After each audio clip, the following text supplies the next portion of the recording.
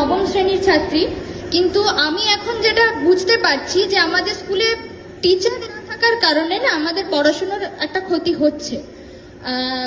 ধরুন ইতিহাসের যে আমাদের স্কুলে একজনই টিচার, এবার একজনই টিচার মিলে একদম পঞ্চম শ্রেণী থেকে দ্বাদশ শ্রেণী পর্যন্ত টানাটা খুবই সমস্যার হয়ে যাচ্ছে, যে কারণে আমাদের পড়াশোনার একটা ক্ষতি হচ্ছে। এছাড়াও যে আমাদের ছুটির ব্যাপারটা বলবো, আমাদের ছুটিটা কিন্তু মানে এতটা বেশি হয়ে যাচ্ছে যার কারণে আমাদের সিলেবাস কমপ্লিট করতে পারছে না, যেটা আমাদের পড়াশোনার একটা ক্ষতি হচ্ছে।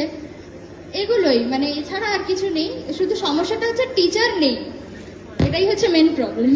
গোটা পশ্চিমবঙ্গে এই সময়ে দাঁড়িয়ে তুমি সরকারি স্কুলে পড়ো, মানে 8,000 স্কুল তো বন্ধ হয়েই গেছে, সেটা তো বাদই দাও, সরকারি স্কুলগুলোতে শিক্ষক মাত্র একজন। মানে এই সমস্যাটা শুধুমাত্র দাসপুরের সমস্যা এরকম নয়, গোটা পশ্চিমবাংলার সমস্যা, যে দুর্নীতির জন্য একের পর এক রিক্রুটমেন্ট নিয়োগের পদ্ধতিতে এত দুর্নীতি, তার জন্য একটা বড় অংশের স্কুল, সরকারি স্কুল বন্ধ হয়ে যাচ্ছে।